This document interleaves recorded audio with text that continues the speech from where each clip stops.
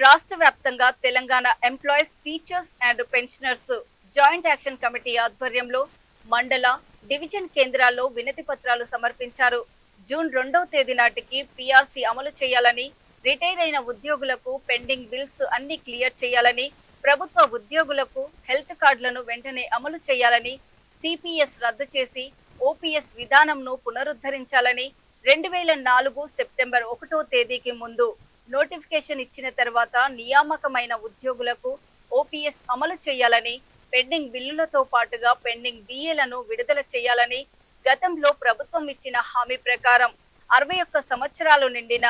వీఆర్ఏల సమస్యలను పరిష్కరించాలని, అవుట్సోర్సింగ్ ఉద్యోగులకు ప్రత్యేక కార్పొరేషన్ ఏర్పాటు చేసి ఉద్యోగ భద్రత కల్పించాలని, ఉద్యోగ ఉపాధ్యాయులకు సంబంధించిన సాధారణ బదిలీలు చేపట్టాలని మరికొన్ని డిమాండ్లతో వినతి పత్రాలు ఇచ్చామని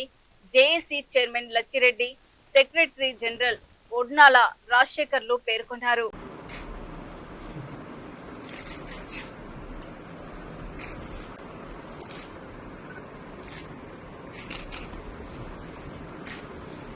లాస్ట్ పర్సన్ కూడా బోత్ సైడ్ కవర్ అయ్యేలా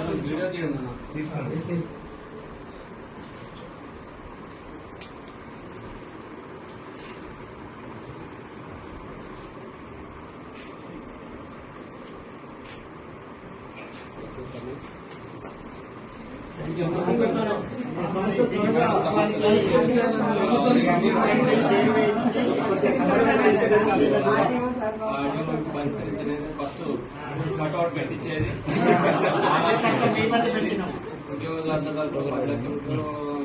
నీకు సన్మానం చేసేది సేమ్ గారికి మీకు సన్మానం